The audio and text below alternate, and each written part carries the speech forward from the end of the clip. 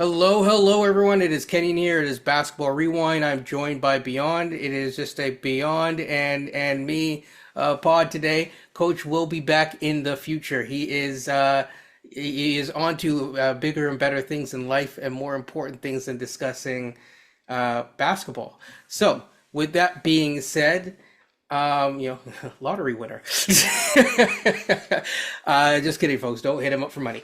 Um, Today, we're going to be talking about a few things. This is kind of a continuing topic because recently on the pod, I discussed Josh Lewenberg's article, but there have since been two articles that have come through about the front office search for the POBO, the president of basketball operations for the Raptors.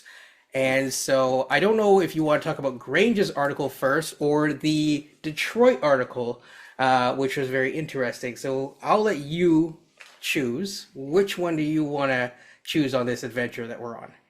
Let's start with the Detroit Free Press article because we could start small and then expand the discussion, which Grange does in his article. So let's start there, and because a name that's popped out in both articles that I don't think we had thought of, you know, and in a way we should have thought of it actually because when they're looking for a head coach, he was like, "Hey, me." So, so And Dwayne, he does have recent experience. yes, he does. He's a consultant, kind of. They had him in an executive position at Detroit. We're talking about Dwayne Casey, former Raptors head coach, former Mavericks assistant head coach. And he survived. He did survive the regime change in Detroit. Yes, he did. Yes, he did. He's well respected around the league. There's no two ways about that. He's always had a good relation. We were discussing offline. He's always had a good relationship with the front office. They always seem to like him a lot. He'd also have a good relationship with coaches.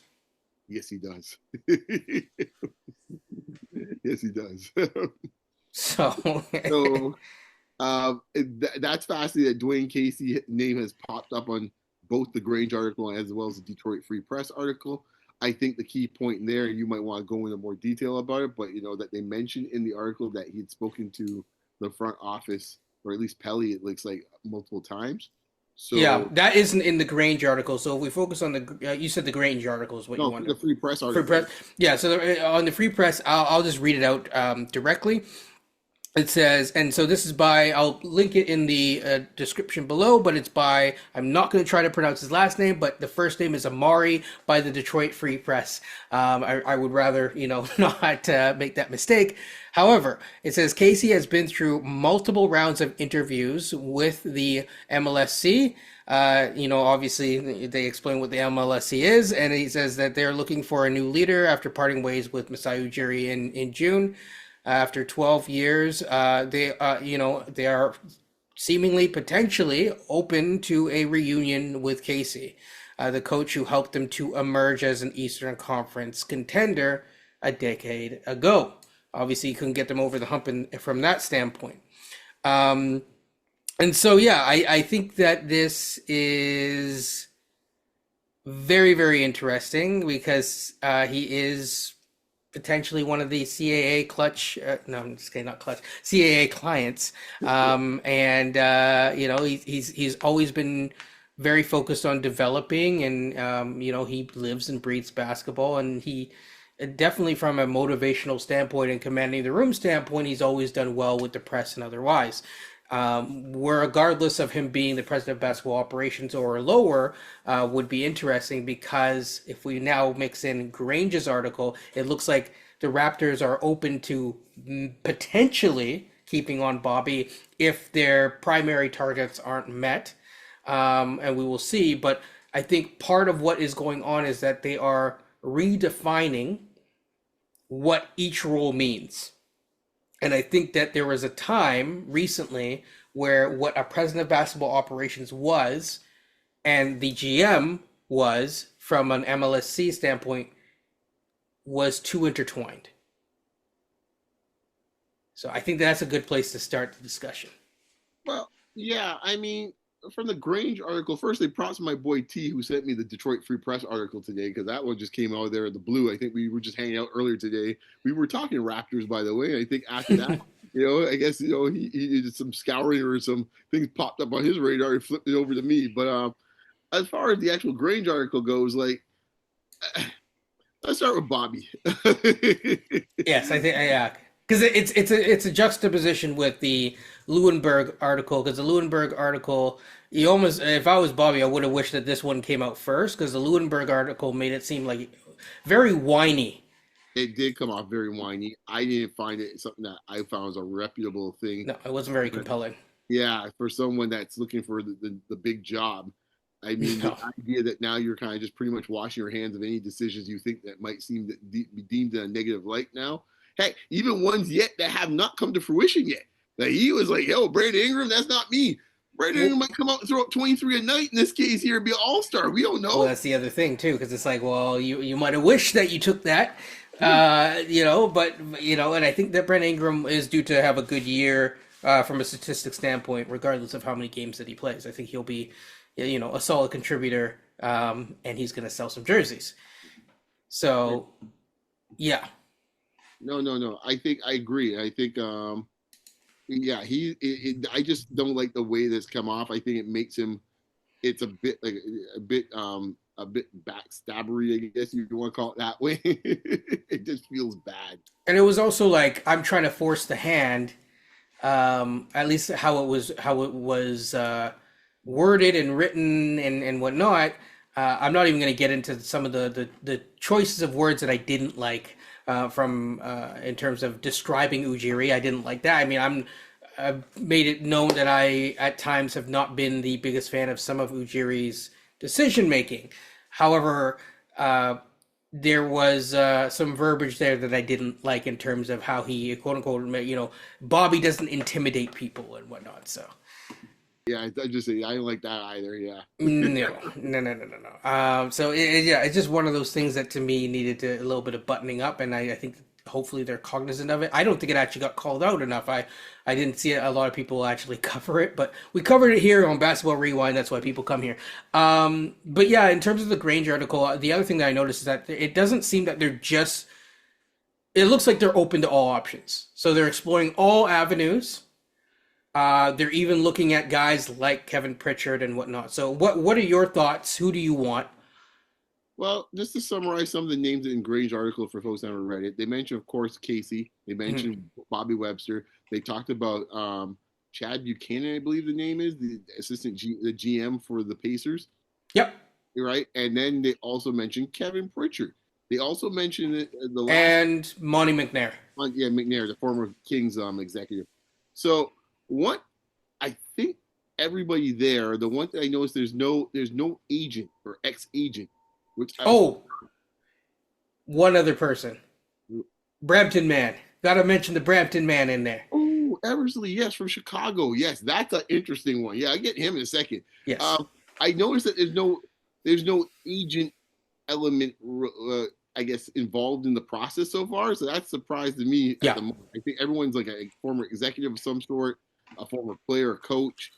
So that's that part I will surprise me a bit, considering that where the trends have been going lately, and considering that CAA is doing the search.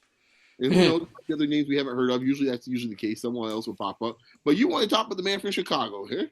I find him as a fascinating name that popped up. Oh yeah, so I found it interesting because obviously he has ties to Canada. I believe he has some ties to Canada basketball as well. So there, it seems like they're looking for people to have some sort of ties. Ideally, it's not a absolute must have, but it's something that's interesting. And also, it sounds like he was he was tied to the Raptors earlier in his career, which goes back to the Dwayne Casey point in terms of like what they're looking for, because he had a key hand in drafting one of the Raptors' most celebrated players in DeMar DeRozan at the time.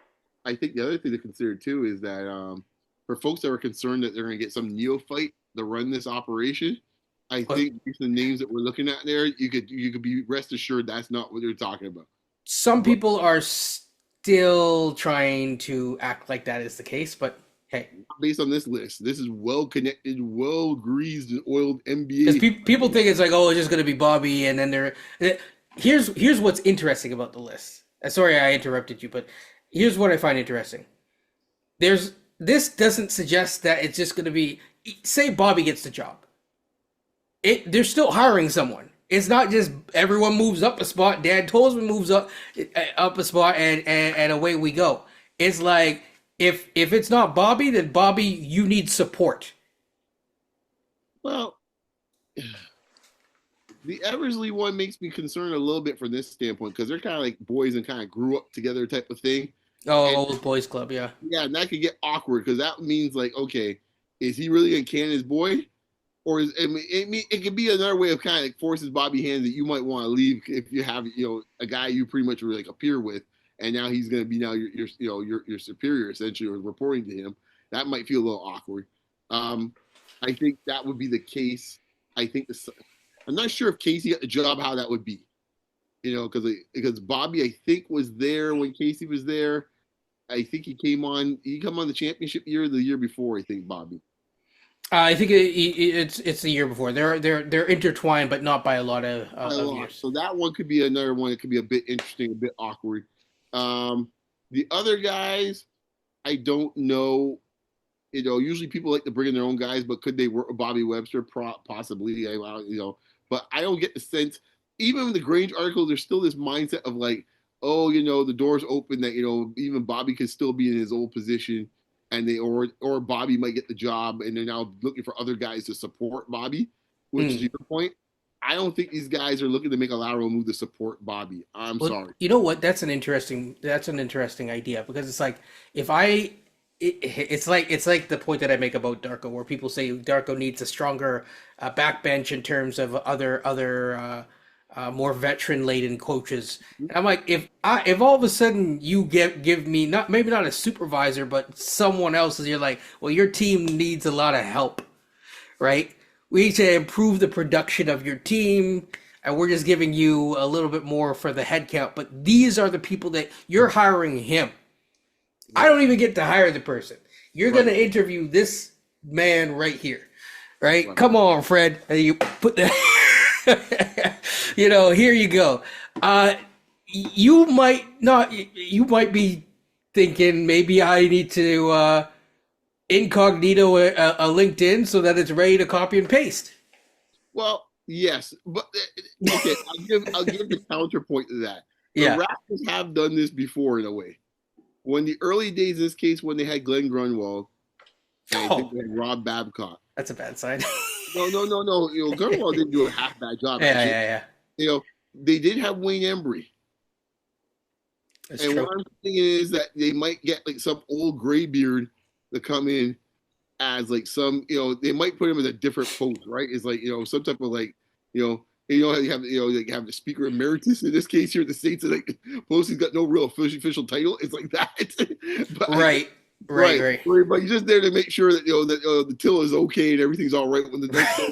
So it's like say Casey's there and he's kind of like growing into a GM role where it's more like he is, because he has more of the day-to-day interactions. You keep the bean counter Bobby upstairs. Right. It could be almost like one of those things where it's like he's almost like a bit of a kind of like a bridge to get Bobby like the full position of it, right? So that might be it. So even though he's there and he might be doing more of the ambassadorship part of the job, the part you talked about, which Casey's very good at. Yes. Who do you prefer in this case in a press conference, Casey or Bobby Webster? I mean, if I'm a board member, you might prefer Bobby because maybe you're into numbers depending on the person who's the board member. But at the same time, with a presser, I'd rather Casey. I think most board members were pretty much for Casey because he'll be able to navigate a press conference a lot easier than in this case of Bobby Webster and give a little more satisfying answers. Yeah, because I guess from that standpoint, even people who were detractors of Masai, they would leave a presser feeling, for the most part, unless the mist is gone, that you feel comfortable. With Bobby, it's like, okay. Head when you leave, it's like, what? It's like, so why did we pick CMB? Or yeah, exactly. What do you mean by question 3? Like, there's a lot of times when you're like, huh? So like, I mean, and And the other thing too is like, look, man, the more you think about it, the article you talked, the Josh Lewinbart article about kind of the whininess of like kind of pitching for Bobby. Let's there's another element to this as well too. You start going back to some of these times we had these discussions on this pod where Yeah. Masai would say one thing, and Oh then yeah, yeah. I keep reminding people of that. Where yeah, there's like they're saying two different things, and maybe that's coming out a little bit more and more now. yeah. Where it's Um, like, do you want that guy around? Now, on one hand, I would say that that's good because I'm not saying that Josh Lewinberg had bad reporting. I think it's very good reporting. You don't think so either. But what I am saying is that it's messy. It's messy. It's messy. It is messy. So I mean, is there anybody else that jumped the Pritchard stuff? Well, you want to get to that, like. I'll quickly touch on Monte McNair. I actually think that he's solid. The challenging thing is how much of the decision making in Sacramento, because he had a big hand in making them good, but how much of the decision making was also the owner meddling? Because, for example, That was good. yeah, Stauskas, his daughter at age like 25 or whatever was just like, okay, well, we're gonna put you as the GM of the G League team. Yes, yes, And it's like, yes. cool. You know, like I'm not here to diss her at all. I just don't think that she had a lot of experience from what I remember. All of a sudden she was at the sidelines, she went to college, came out of college, she's a G League person. Yeah. Well, I will also say this: for all these Malik Monk fans to Toronto, boy, they'd be licking their chops if McNair got the job. It's like, we're back in business, boys. Yes, yes, that is true. He also does know how to hire a coach. I will say that, and also he knows how to build culture. But Kevin Pritchard, I guess, is the man of the hour because that I seems guess, to be, yeah, him and Buchanan, I think maybe you could talk as one because I think just the yeah. fact that they're sniffing around like vultures in this case around the Pacers organization, I find hilarious. Now, what I think that might speak to if they get Buchanan is two things. Number one, I think that it speaks to the fact that the Pacers. Not only everyone's gonna say, "Oh, the Pacers are cheap," but I think it speaks to does Buchanan feel like he has completed his mission and is his time ready to move on? Now there might be more left in the chamber, but that doesn't mean that you have ran your leg of the race, and they might feel like that, or he might feel like he's unable to go further based on what's currently there. Because obviously, yes, they were able to bolster some things. I think that this year is going to be an interesting one from a Nemhard standpoint, but overall, I think it's going to be challenging for them to punch up enough to truly make a run for it. But you never know. I'm surprised you went down that road. I'm looking at this the other way. Mm, I think the scars of the Pascal deal and what has come to fruition on that mm. is haunting them. They didn't look for one executive from the Pacers. They're like at two. They're like pretty much anybody. Yet the janitor in this case has something to do with some of the deals that the Pacers made. He might get a call from the CA guy. I never thought about that. And also, we have a fan base that loves to trade for stars and make trades, and those guys are used to making deals, and those guys are used to doing what Bobby has hinted at, which is hitting the singles. Exactly. And I think the way they see how they've navigated the CBA and how they put themselves in positions to get high quality talent and depth in this case, they're like, oh, okay. And the fact that deal, I gotta tell you, that deal is haunting them. I don't care what anyone tells me. Keith Pelly sitting there watching these playoffs, they're probably just burning up. Oh yeah, every single game because you got the full 7 game full meal deal with Pop War, everything experience. Yeah, man. And he's like, "Are you serious?" And then before that, with the OG and stuff like that, while your whole team is sitting at home. Well, think about it. How insulting it is for you. This is the reason why I still be surprised Bobby gets his job. That the fact that two guys in this case that pretty much snookered you are on the list. I didn't think about that. Yeah. Hard pressed to think you're gonna get a job if that's what's sitting there on the other side of the table. That's true. Like, that's true. Because it's like if they get hired, it's like, hey man, it's like, hey, so about that deal. Thanks, Bobby. Thanks, Bobby. The guys actually do what the hell they're doing the other side of the deal. Appreciate it. You did me a solid. Elsie, you got me the job. Thank you. Yeah. My man, yo. Yo. I thought that's a Scooby-Doo roll moment. It's one thing when you try to get one guy for the organization. When you look at two guys in the organization, That's true. you know that Pelly's been dreaming, sleeping every night about this Pacer situation. I was You're like, right. So who's your based on the names that we know so far? Who's your preferred situation? Because for me, I think Kevin Pritchard also speaks to the management style. We hinted at it just now, but them wanting to navigate things in a way where less bloated from a roster standpoint. I know everyone's just focusing on cheap, cheap, cheap, but it's also lean, right? The Pacers got guys like Neesmith from the Celtics. The Pacers also learned and identified the correct point guard to build around, or pieces to build around for the future, and went for it. But yeah, your final thoughts about this. yeah, I think I'm with you. I think either the two Pacers executives I'm into. The fellow for Chicago intrigues me as well too with the Canada basketball element of it. I think that because I think that's an element that other teams don't have to deal with. That I think you have to deal with in this market. And I do like that element of it. You know, a hometown guy, it's fine, but and I think he'll understand the Raptors and what they mean to the market too. So I like him as well too. But this is for the Pacers part of it. You mentioned the word lean. And I think what it is to me is that what I like what the Pacers have done. The Pacers are not. You always use the term LARPing, right? That's the term, right? Yeah. You introduced me to this term. The Pacers in this case are not, this is me, the old man here, getting to introduce, for the young fellas in this case, a new term. So, like, why are those people at the park who dressed up all over? Yeah. I knew what it was, but I didn't know what the name of it was. What the hell are these people doing? Anyhow, got a bunch of swords and stuff like that. Anyhow. What I find interesting with this is go like a holodeck or something outside. Right. The LARPing element, and why I brought that up is that they are not willing to pay guys that are not meant to be in the position they're in. So in other words, we are not going to pay Miles Turner like he's a top 10 center, top 5 center when he's not. That's true. We don't care if we went to the finals or not. We ain't doing it.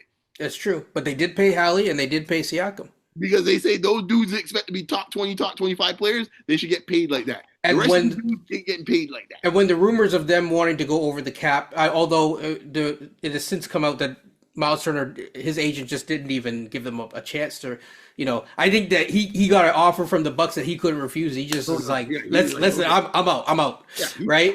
He's 30 years old. He ain't yeah, he's like, there's no way that we can meet in the middle here. Right. But which fair enough. But I think when it came out that they were willing to go over the cap to keep Miles Turner, that was like one round removed. And then came the finals. Now, I know what Miles Turner's get flack for his for whatever reason for his defense. There's certain people that are like, he's not that good of a their best defensive lines included Miles Turner, and then when you swapped him out with Obi Toppin, it was their worst defensive line. Now, what does that tell you? It tells you that when guys are in the right positions, it can work. It also tells you that when you actually have a GM that is willing to listen to their coach, you can have something special. Regardless of whether or not you believe in the coach's philosophy or not, if you do as a front office trust in them to get it to get it done, or say Darko has sold The Brilliant Mind of Basketball Part 2, you have to then say, okay, well, we put trust in you. Show us, we'll give you the tools to do it. And they did it. Yep. And I guess my final point is that, I think we all agree, including Coach. I think I'm fair enough to speak on this because we've kind of discussed it offline about it. But this decision is going to happen soon. Yeah. This is not like a long time thing. Over under on Bobby. Some people have told me today that think that it's like 50-50. No one said above 50. I'm a little lower. I think it's more like about 35%. Okay. Yeah, I think it's higher because the Grange article was pretty positive, but to your point, it would be weird to hire Bobby and then, okay, they're not going to hire Kevin Pritchard to be below Bobby. Let's keep it above. But like to have Buchanan, they'd have to offer him something a little bit up, right? So there has to be a like a wetting of the beak of sorts. And that might be an awkward, to your point, someone that it's like hiring one of the Spurs guys. Yeah, that could take your And job over the next day. Like, why would you want to hire? it's like, well, I'm telling him, but like, yeah. So it is interesting. I find the most interesting thing is the roles are about to change because, again, was Bobby the bean counter? Because everyone keeps saying, he was this cap guru, in which I continue to say, well, I mean, we're kind of in cap, not so. I mean, we keep getting made fun of because of our cap situation, Yes, yes. but Although he wasn't sure. the So captain. I don't know if that is something that should be a constant throughout, a Lewinberg and a Grange and a thing article. Yeah, But yeah. say la This is a vie. positive. Yeah, no, not positive. Yeah, yeah. So I mean, I guess he ties his tie right or whatever. Anyways, I think that kind of covers it. It is interesting. We will stay tuned on this story. Um, Welcome back, by the way. And yeah, I think that is a show, Basketball Rewind. People like, comment, and subscribe. Check out the different. I'll include the Grange article and the Detroit Free Press article down below, and let us know your thoughts. Yeah. Is that a pod, man? I think so. All right. Take care, people. Peace.